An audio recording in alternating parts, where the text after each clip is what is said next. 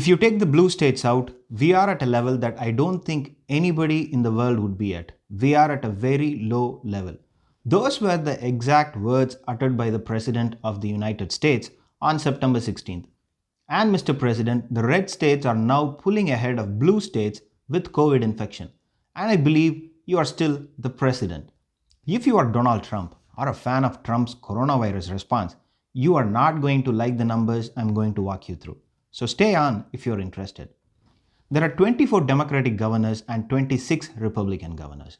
On September 16th, when the president divided the country into two voting blocks, he conveniently sidestepped the fact that the so-called blue states have 20% more people living in those states, and the worst outbreak started in New York, thanks to the half-hearted China travel ban the Trump administration enacted, which, instead of blocking people from China, fast-tracked more Chinese travelers into the country. Nearly 40,000 people from China landed in the United States in the 2 months after the ban.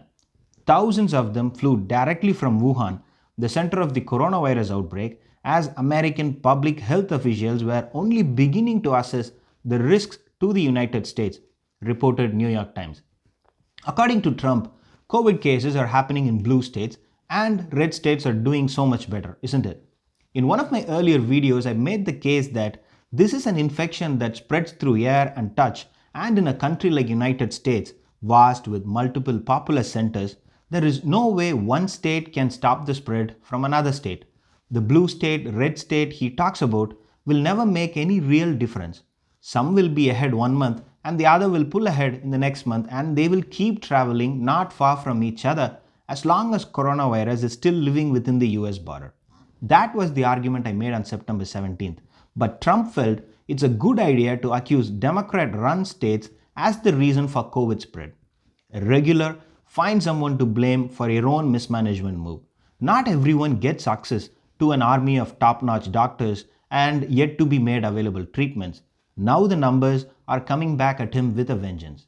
Take this, Mr. President. As of October 21, 2020, the United States had 8.3 million COVID cases. The 26 states with a Republican governor have now reported 4.32 million cases compared to 3.91 million cases by the 24 states with a Democratic governor. The Democratic governors have 20% more population but 10% less cases. In the last 7 days, Republican governor-run states reported 10% more cases than the other side. Red states are already ahead in total cases, and they are still ahead in cases registered in the last 7 days. Not just the United States, the entire world is seeing a resurgence of COVID. This is not over. Trump and the Trump GOP now firmly believe that it is okay to completely sidestep COVID and move on as if business as usual.